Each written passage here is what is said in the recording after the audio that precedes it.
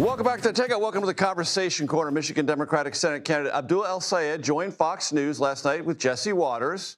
Pretty lively interview, including this exchange when El-Sayed was asked about gender-affirming surgery for trans minors. Listen. So you think it's okay for a parent to slash his kid's thing-a-ling off? You think that's okay? I mean, do you really want to have this conversation? Are you circumcised? Yeah, but I mean, that's a Jesse, personal question. Okay, doctor. So you probably should want to move on. You don't want to talk about gas prices. You don't want to talk about groceries. You don't want to talk about health care. You don't want to talk about this stupid trade war that's about to destroy Michigan's economy. We spent the whole interview talking about that stuff. That's destroying. That is destroying our own military. You don't seem to want to talk about any of those things. You want to bring up all this culture war. CBS News political contributor and Democratic strategist Chuck Rocha with the blazer that pays. The blazer that pays, the beautiful pink blazer. Which, one second, the blazer to honor Dolly Parton. She always wore a little pop of color. Exactly. So I found the brightest thing I could to honor Dolly. Indeed. We are all about honoring Dolly today. Right. Give me your sense of that exchange. You know, when I was watching that, I was thinking, this is a strategy.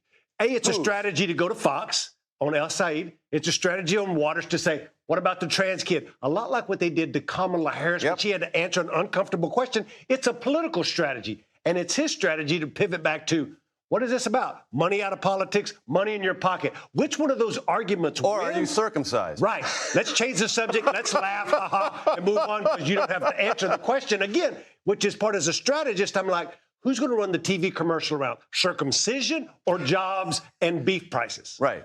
What do you think? What's the answer to that question? Look, I think it cuts both ways, because in a general electorate, for a midterm election, me and you both have talked about this. It's about turnout and who turns out or who's turned off, which is what Fox News is. Are Jewish voters turned off and are other Democratic base voters more turned on to get there? I think it's a combination where it's not one answer fits all. So I think there's a little of both. Let me talk to you about Hassan Piker, who is someone who campaigns with, advocates for progressive candidates.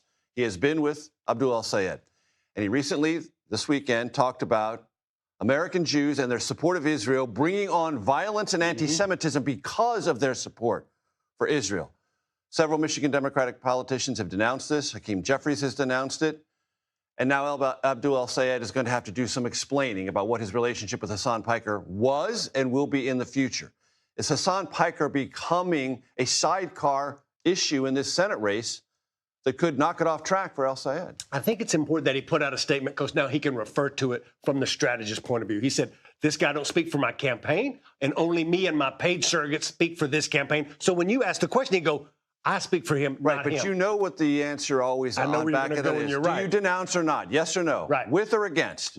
Binary choice. Again, this becomes a political strategy of what do you do? Do you denounce what he said, and he should denounce what he said and say, look, there's going to be lots of folks who support me, not only here, but on Twitter and all these other. I can't control everything every crazy person says. It reminds me of when I was working for Bernie Sanders, and you had all these Bernie bros online who would also say crazy things that people would get mad at Bernie about, and we'd be like, we can't control everybody. I understand those folks aren't on the stage with us doing that campaigning. So this also cuts both ways, and it's a political strategy by Republicans. Do they take that clip and playing at every Jewish synagogue in Michigan? That's another strategy. What about this trade war in Michigan? Because Abdul El-Sayed is counting, and lots of Democrats are counting on dissatisfaction with coming price increases and maybe job losses if this trade war goes full to the mattresses. I think this is a much bigger deal. And I think it's a bigger deal because not every American's on Twitter or knows who Piker is or even knows, Chuck Rocha, what Twitch is. Like, I Twitch, but I didn't know it was online. Anyway, I digress.